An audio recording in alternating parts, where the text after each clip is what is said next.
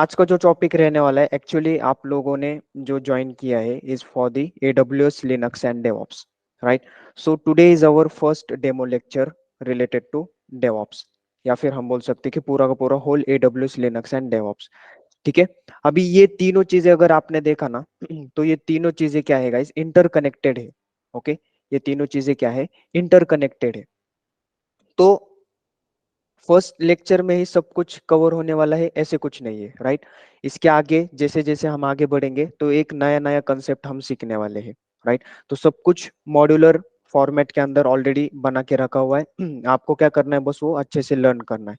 तो आज हम क्या डिस्कस करेंगे, तो generally before going to start exact cloud, right? Cloud को स्टार्ट करने से पहले अभी बहुत सारे लोग हैं जो बेसिकली ऑलरेडी वर्किंग में है, तो उनको पता है what is cloud and all that things, right? आपको इंफ्रास्ट्रक्चर के बारे में मालूम है, सब के बारे में उनको एक पूरा का पूरा आईटी के रिलेटेड आपको पता है। बट अगर बहुत सारे ऐसे हैं जिन्होंने basically right now they are in their last year, जो बहुत सारे ऐसे नॉन टेक्निकल गाय भी है जिन लोगों को एक्चुअली पता नहीं है, तो ऐसे लोग भी क्या कर सकते हैं, ये वाला कोर्स एनरोल कर सकते हैं। अभी ये वाला जो कोर्स है बेसिकली AWS के अंदर हमने देखा तो AWS is nothing but the cloud. तो हम स्टार्ट कहाँ से करने वाले हैं, क्लाउड से स्टार्ट करने वाले हैं। ओके, देन हम क्या सीखने वाले हैं, बेसिकली लिनक्स का part, and then after Linux हम अपना जो एग्जैक्ट जो बेसिकली सबसे बड़ा मॉड्यूल है वो है डेवऑप्स, उसको हम स्टार्ट करने वाले। तो आज के लेक्चर में सब कुछ कवर होने वाला है ऐसे कुछ नहीं है, राइट? डे बाय डे जैसे आगे बढ़ने वाले हैं, वन बाय वन एक नई नई चीजें हमको मिलने वाली है, राइट? तो अभी एग्जैक्ट क्लाउड स्टार्ट करने से पहले क्लाउड होता क्या है, या फिर एग्जैक्टली ये क्लाउड को समझना हमें सबसे ज्यादा इंपॉर्टेंट है। क्योंकि हमें क्लाउड ही नहीं समझ में आया तो आगे की चीजें हमको कुछ भी समझ में नहीं आने वाली है। ऑलराइट, सो क्लाउड के पहले भी एक चीज होती है, इंफ्रास्ट्रक्चर को समझना। ओके, इंफ्रास्ट्रक्चर क्या है, अभी वो सारी चीजें हम वन बाय वन आगे के लेक्चर्स में आपको समझने वाले हैं, right? So let me share my screen. तो हम क्या करते हैं, अभी डायरेक्टली स्क्रीन के ऊपर देखते हैं एग्जैक्टली कि ये इंफ्रास्ट्रक्चर या फिर ये सारी चीजें कैसे कनेक्टेड है। ओके, यस, जल्दी रिप्लाई करो गाइस। ओके, ऑल राइट, सभी को मेरी वॉइस क्लियर है, एकदम लाउड एंड क्लियर? यस, सभी को basically Yes, visible screen? Yes, किसी को कुछ प्रॉब्लम हो रहा है, स्क्रीन दिखाई नहीं दे रही है, क्योंकि बहुत लोगों के यहाँ पे फिर नेटवर्क इशू भी हो सकता है। ओके, राइट नाउ अभी हम क्या देखने वाले हैं, जनरली इंफ्रास्ट्रक्चर क्या होता है। देखो गाइज, ये क्लाउड है ना, अभी आप अदर इंस्टीट्यूट्स में जाओगे या फिर आप बेसिकली यूट्यूब के ऊपर जाओगे, कहीं भी आप जाओगे, तो वहां पे आपको डायरेक्टली वो क्या करते हैं, क्लाउड रिलेटेड कंसेप्ट्स आपको टीचिंग करना स्टार्ट करते हैं। लेकिन क्लाउड को सीखने से पहले ये क्लाउड मार्केट के अंदर आया क्यों है, ये सीखना बहुत इंपॉर्टेंट है।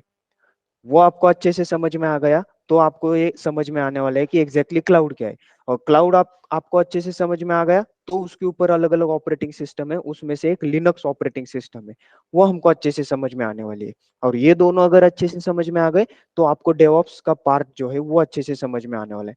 जैसे एज आई सेड कि ये सब कुछ कैसे है, इंटरकनेक्टेड है एक में से। ओके, तो अभी सबसे फर्स्ट पार्ट हम क्या देख ले, क्लाउड को समझने का हम स्टार्ट करने वाले हैं। ओके, सो बिफोर क्लाउड क्या होता था, देखो गाइज, पहले इंडस्ट्री होते थे, राइट?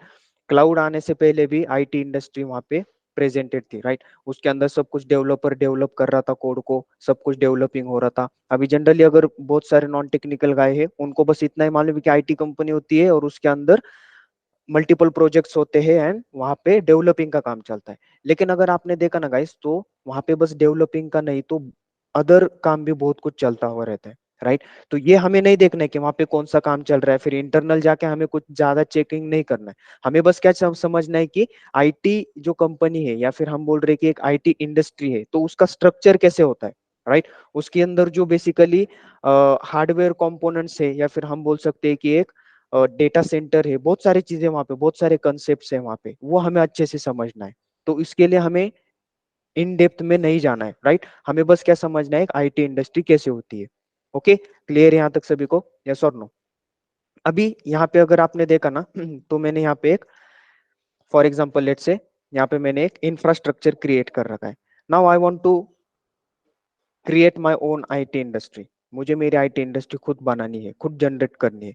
तो यहाँ पे क्या होता था, बेसिकली बिफोर क्लाउड, अभी ये क्लाउड आने के पहले मैं बात कर रहा हूँ, क्लाउड अभी तक क्लाउड के ऊपर हम नहीं गए हैं, बिफोर क्लाउड बोल रहा हूँ मैं। तो इंफ्रास्ट्रक्चर अगर आपको बनाना है तो इंफ्रास्ट्रक्चर बनाने के लिए आपको सर्टन पैरामीटर्स आपको माइंड में आपके बेसिकली रखने पड़ते थे, और उन पैरामीटर्स को फुलफिल करके आप क्या कर सकते थे, आपकी पूरी जो आईटी इंडस्ट्री है उसको आप क्रिएट कर सकते थे। अब ये जो इंफ्रास्ट्रक्चर वर्ड है ना, ये infrastructure word basically it means what, कि आपकी पूरी आईटी इंडस्ट्री का एक स्ट्रक्चर, एक ढांचा, हम जैसे बोलते हैं ना, ये उसके अंदर के जो ऑफिसेस है, डेटा सेंटर्स है, बहुत सारे अलग अलग थिंग्स वहां पे होते हैं, तो ये पूरा का पूरा एक इंफ्रास्ट्रक्चर का पार्ट है।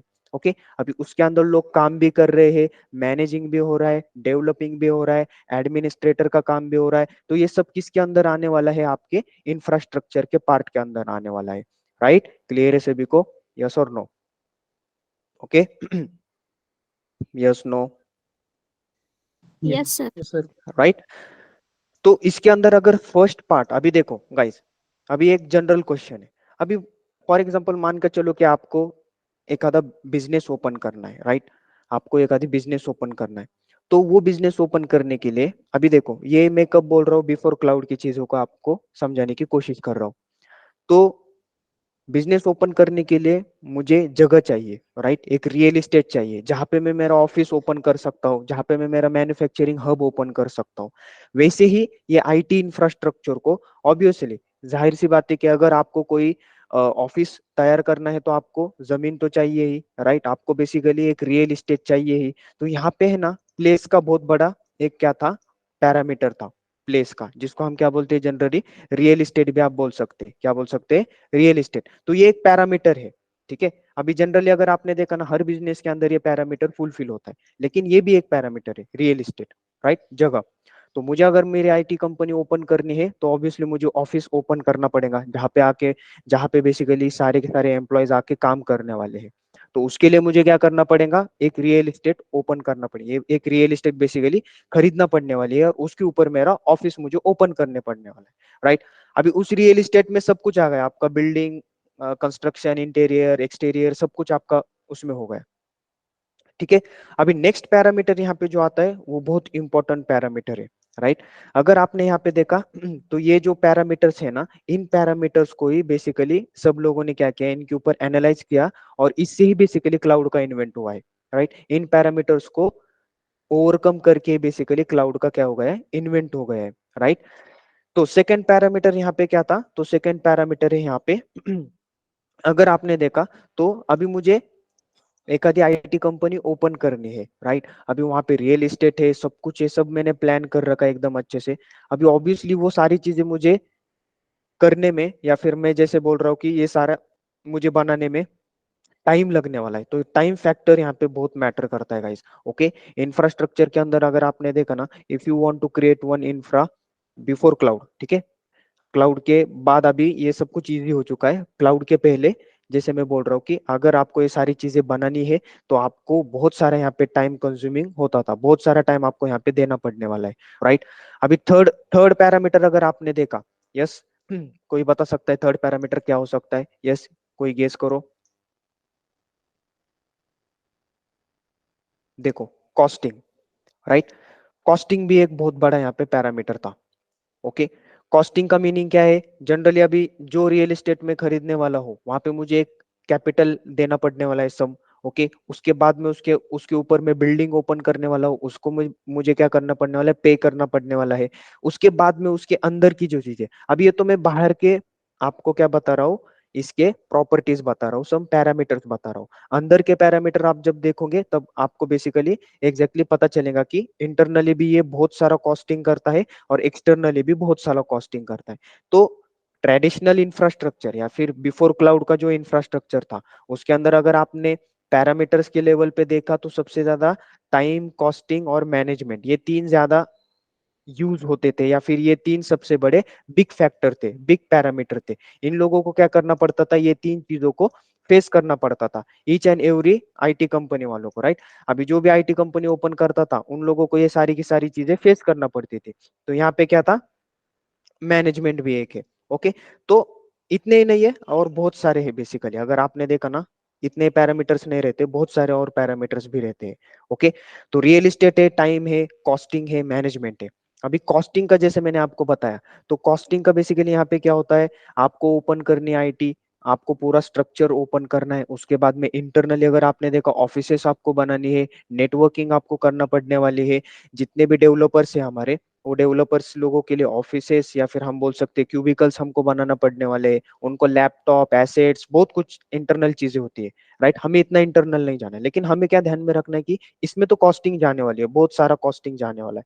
तो ये एक बिग फैक्टर था किसका, ट्रेडिशनल इंफ्रास्ट्रक्चर का। किसका, ट्रेडिशनल इंफ्रास्ट्रक्चर का। ट्रेडिशनल इंफ्रास्ट्रक्चर किसको बोलते हैं जनरली अगर आपने देखा तो आपका बिफोर क्लाउड जो होता था, राइट, बिफोर क्लाउड, तो बिफोर क्लाउड जो इंफ्रास्ट्रक्चर बनाते जाते थे उसको हम ट्रेडिशनल इंफ्रास्ट्रक्चर बनाते थे, राइट, उसको हम क्या बोल सकते हैं, traditional infrastructure.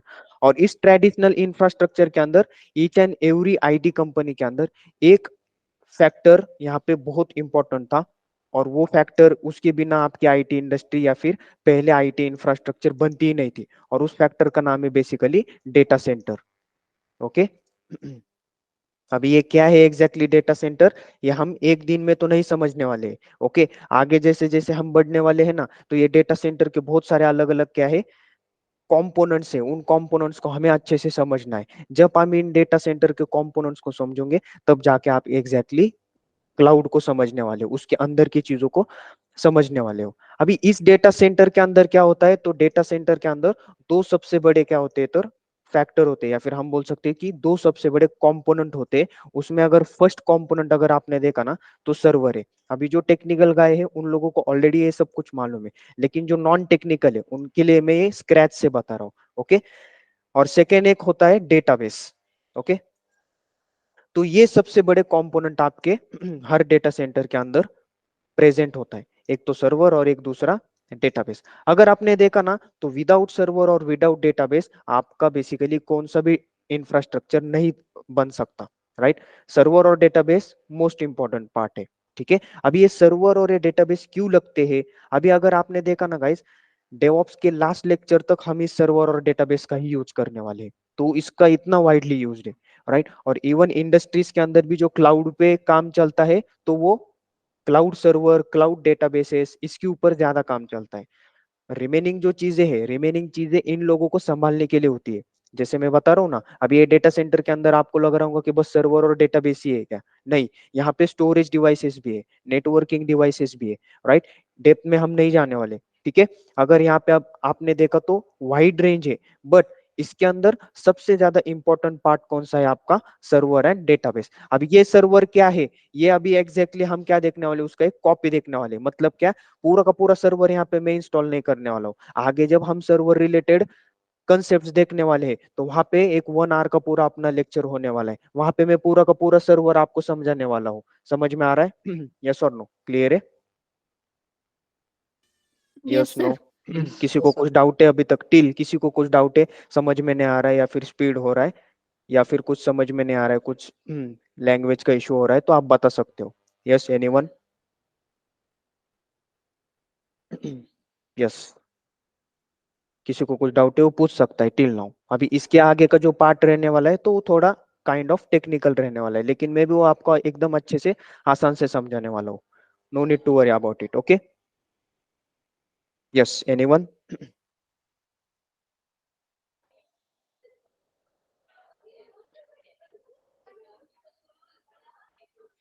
Yes, No, no doubts. So you can go ahead. Alright ठीक है। Yes. अभी आगे का पार्ट क्या है, हाँ, यस यस, एनीवन, किसी को डाउट है, आई थिंक,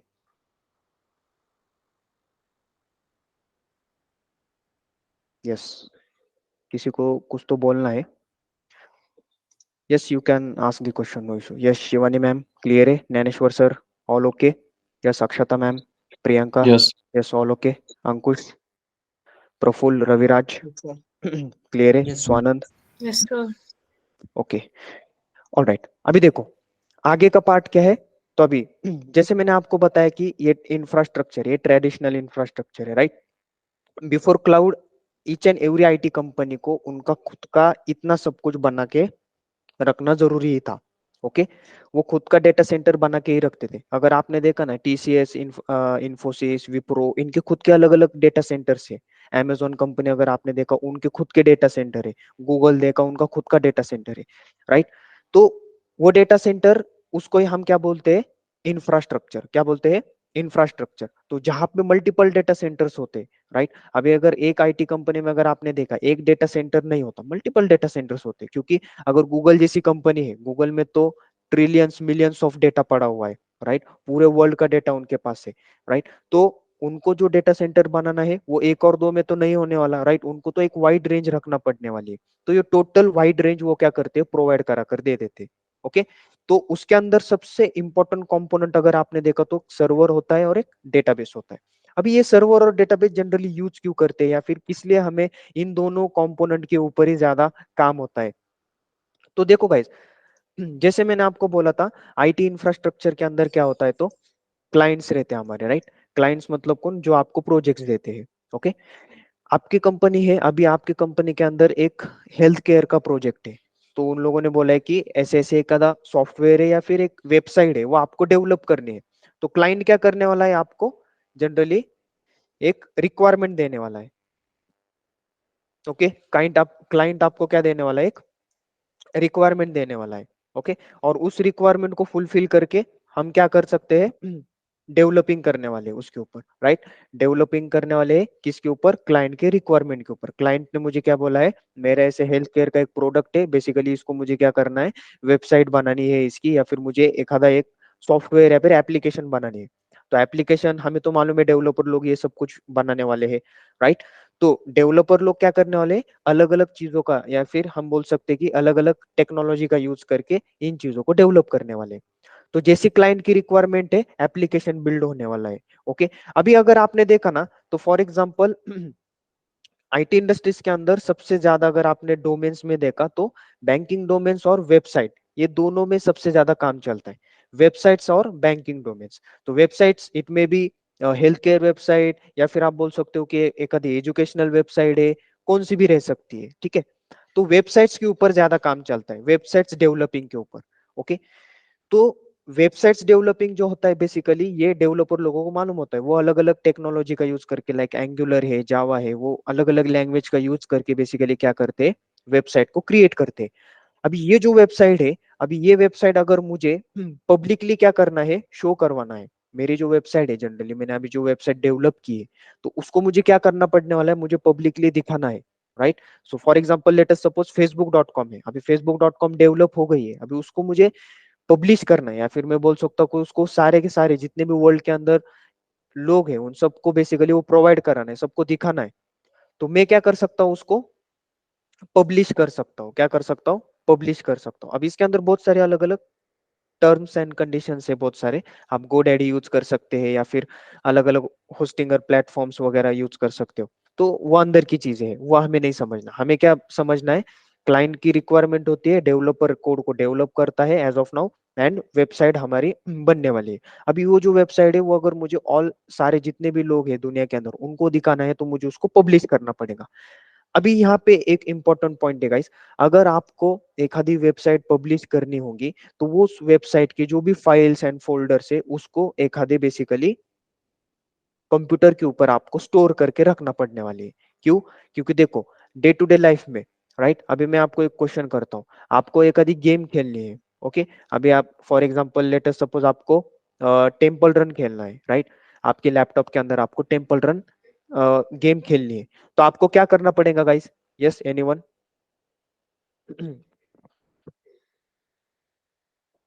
यस। पहले वो ऐप डाउनलोड करना ये पड़ेगा ना। Very good, very good. ठीक है, आपको क्या करना पड़ेगा, वो एप्लीकेशन आपके सिस्टम के अंदर, आपके सिस्टम के अंदर आपको क्या करना पड़ेगा, डाउनलोड करना पड़ेगा। ठीक है। इट में भी मोबाइल, लैपटॉप, टैब, कुछ भी हो सकता है। आपको उसके अंदर उसको सबसे पहले इंस्टॉल करना पड़ेगा, डाउनलोड करना पड़ेगा। जब आप उसको इंस्टॉल और डाउनलोड करते हो ना गाइस, तब उस गेम के सम फाइल्स है, वो बेसिकली आपके लैपटॉप के अंदर स्टोर हो जाते हैं। राइट। वो जो गेम्स के फाइल्स या फिर जो भी फोल्डर्स है अभी वो इंटरनली होते हैं, ये आपको डायरेक्टली वो दिखाई नहीं देता, आपको बस इंटरफेस दिखता है। बैकएंड में जो चीजें होती है वो कंप्यूटर को मालूम होती है। तो कंप्यूटर क्या करता है, वो जितने भी गेम के फाइल्स एंड फोल्डर्स है ना वो अपने अंदर स्टोर करके रखता है, राइट। अभी देखो गाइज, सेकेंड क्वेश्चन, अभी वो जो गेम है, फॉर एग्जाम्पल एक आधी मेरी गेम है, ओके, तो वो गेम बेसिकली एक हाई कॉन्फ़िगरेशन या फिर हम बोल सकते कि एक हाई कॉन्फ़िगरेबल गेम है, और मेरा जो लैपटॉप का कॉन्फ़िगरेशन है, लाइक जो भी रैम रोम है वो बेसिकली थोड़ा कम है, तो वो जो गेम है वो बेसिकली मेरे लैपटॉप के ऊपर चलने वाली है फिर, क्या नहीं चलने वाली? नहीं, नहीं चलने वाली। क्यों नहीं चलने वाली? कॉन्फ़िगरेशन जो है वो लो है इसकी यस, वजह वेरी से। गुड। अभी यहाँ पे अगर आपने देखा ना तो बेसिकली आपके गेम का कॉन्फ़िगरेशन हाई है, बट आपके लैपटॉप का कॉन्फ़िगरेशन कैसा है, कम है। तो आपका लैपटॉप बेसिकली वो लोड उसको वहां पे हैंडल नहीं हो रहा है, इसकी वजह से आपकी जो गेम है वो लैग होने वाली है, आपको सही से कैरेक्टर या फिर सही से कुछ दिखाई नहीं देने वाला है, वो लैग होने वाली है, हैंग होने वाली है, राइट। तो यहाँ पे भी सेम वही सीनियर है गाइस। यहाँ पे अगर आपको एक आधी वेबसाइट पब्लिश करनी है तो उस वेबसाइट को आपको कहीं ना कहीं तो स्टोर कर कर रखना पड़ेगा। तो उसको स्टोर करने के लिए बेसिकली नॉर्मल लैपटॉप या फिर नॉर्मल कॉन्फ़िगरेशन का कोई भी हार्डवेयर डिवाइस कैपेबल नहीं होता। तो उसके लिए एक हार्डवेयर डिवाइस होता है, उसका नाम है बेसिकली सर्वर। समझ में आया? एज ऑफ नाउ बस हमें इतना ही समझना है कि सर्वर का पर्पज क्या है। यस, सर्वर का पर्पज क्या है। इसके आगे जो भी इंटरनल थिंग्स है, तो आगे चलकर हम जैसे कोर्स के अंदर आगे बढ़ने वाले तो ईच एंड एवरी सब हम एक्सप्लेन करने वाले, उसको अच्छे से देखने वाले, डीप डाउन करने वाले।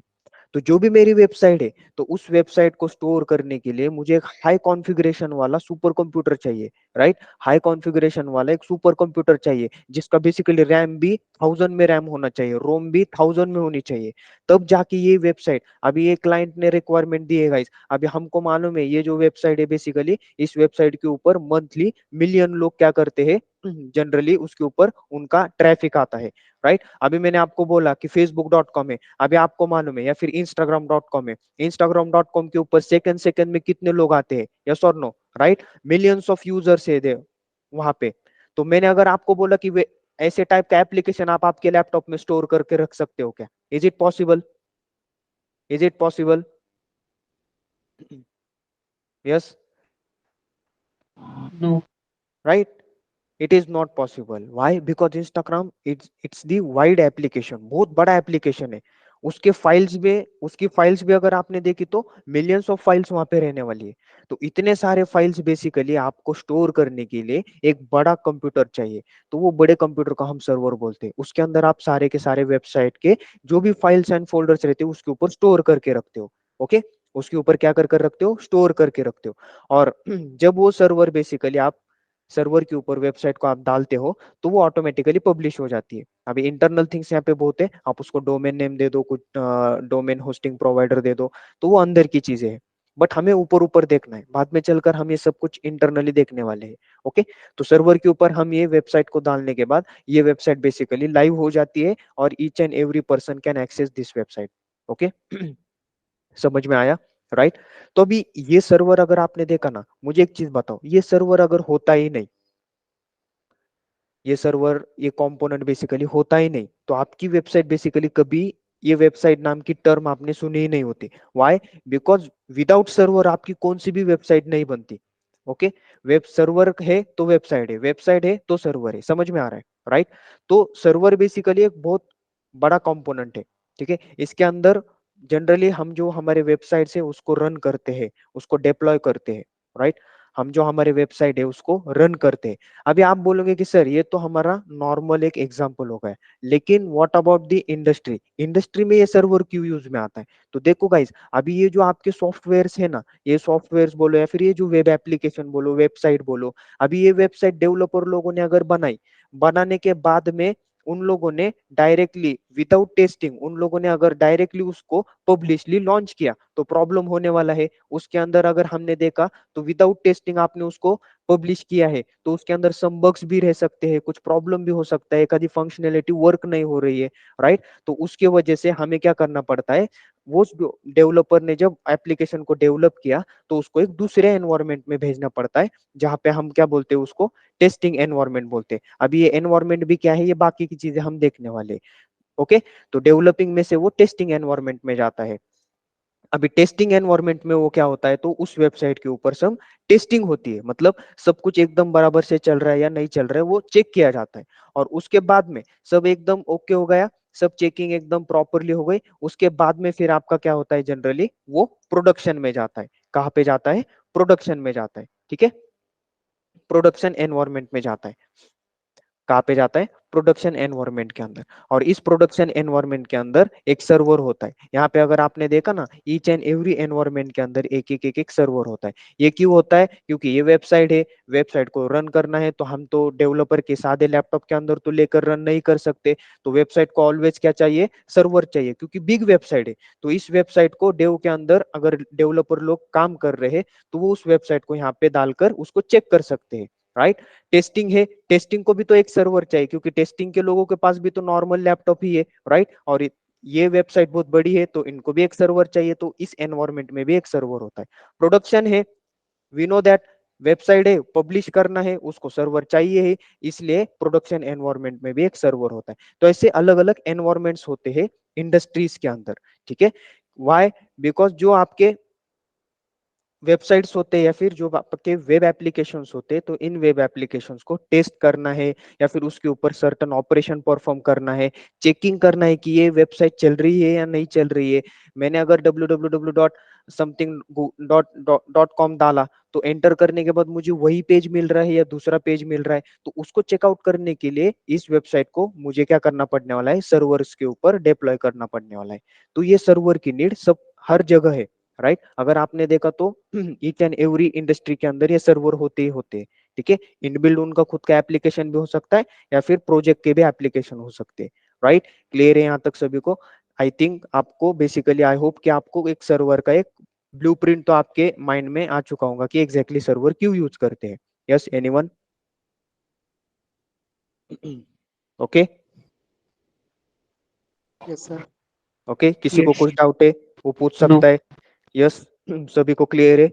Okay, all right. अभी आप बोलोगे कि ओके सर, इंफ्रास्ट्रक्चर तो समझ में आ गया, राइट। अभी ये क्लाउड के पहले आपको ये समझना बहुत इंपॉर्टेंट है गाइस, यही अगर आपको समझ में नहीं आया ना तो आपको क्लाउड कुछ भी समझ में नहीं आने वाला, क्योंकि यही सारी कंसेप्ट वहां पे है, लेकिन थोड़ा सा एडवांस टेक्नोलॉजी में उन लोगों ने वहां पे बना के रखा हुआ है, ऐसे सीन है।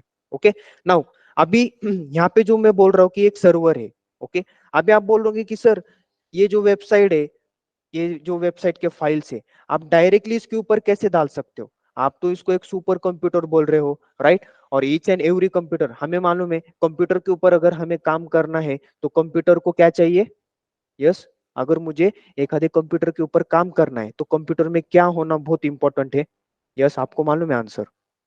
मेमोरी। नहीं नहीं, जिसके ऊपर आप डे टू डे लाइफ में काम करते हो, रोज काम करते हो आप। Yes, anyone? बहुत बहुत सही आंसर है इसका। Yes, operating system guys. Okay, क्या होता है? ऑपरेटिंग सिस्टम होता है ना, विंडोज 10, विंडोज 11, किसके Yes. किसके ऊपर लिनक्स होता है, राइट। तो देखो, जैसे मैं आपको बोल रहा हूँ कि server is the super computer, तो इसके ऊपर भी एक ऑपरेटिंग सिस्टम होता है। और जनरली इसके ऊपर जो ऑपरेटिंग सिस्टम होता है उसको हम क्या बोलते हैं? Linux operating system. अभी यहाँ पे अगर आपने देखा ना, बहुत लोग बोलेंगे कि सर यहाँ पे दूसरे ऑपरेटिंग सिस्टम भी हम डाल सकते, नो इशू, डाल सकते। लेकिन वाइडली अगर आपने देखा तो कौन सी ऑपरेटिंग सिस्टम ज्यादा यूज में आती है? तो लिनक्स ऑपरेटिंग सिस्टम, जो कि हमारा नेक्स्ट मॉड्यूल है। ओके, जो कि हमारा क्या है? नेक्स्ट मॉड्यूल है। अभी मुझे एक चीज बताओ गाइस, अगर आपको इस वेबसाइट को एक आधे सर्वर के ऊपर डालना है तो आपको ये ऑपरेटिंग सिस्टम आना जरूरी है या नहीं है? यस, जैसे इट इज जस्ट लाइक, अगर आपको टेम्पल रन खेलना है तो आपको आपको उसको आपके लैपटॉप के अंदर, सिस्टम के अंदर डाउनलोड करके इंस्टॉल करना आना जरूरी है या नहीं है? यस। जरूरी है, Yes, right? important. Yes. Yes, it's important. इसलिए हम क्या करते हैं, ये लिनक्स का जो हमारा सेकंड मॉड्यूल है वो हम पढ़ते हैं। क्योंकि अगर आपने देखा ना तो इंडस्ट्रीज के अंदर ज्यादातर सर्वर के ऊपर लिनक्स ऑपरेटिंग सिस्टम ही होती है। क्योंकि क्यों होती है, क्या होती है, ये हम लिनक्स के अंदर देखने वाले हैं। ठीक है, उसके एडवांटेजेस हो, बहुत सारे एडवांटेजेस है, वो हम वहां पे देखने वाले हैं। ओके, अभी आप बोलोगे कि सर ये तो सारा समझ में आ गया, लिनक्स भी समझ में आ गया, ऑपरेटिंग सिस्टम होता है, डेवॉप्स का इसमें क्या रोल है, राइट? तो अगर आपने देखा ना गाइस, तो डेवॉप्स का इसमें जनरली एक बिग रोल यहाँ पे वो प्ले करता है। तो जैसे मैंने आपको बोला कि हमारा काम क्या है, इस वेबसाइट को डेवलपर ने डेवलप किया है, हमने इसको पब्लिश किया है अलग अलग सर्वर के ऊपर यूजिंग लिनक्स। तो हमारा काम क्या है जनरली, हम डेवऑप्स इंजीनियर है, इसलिए ही हम क्या कर सकते हैं, ये सारा काम कर सकते हैं।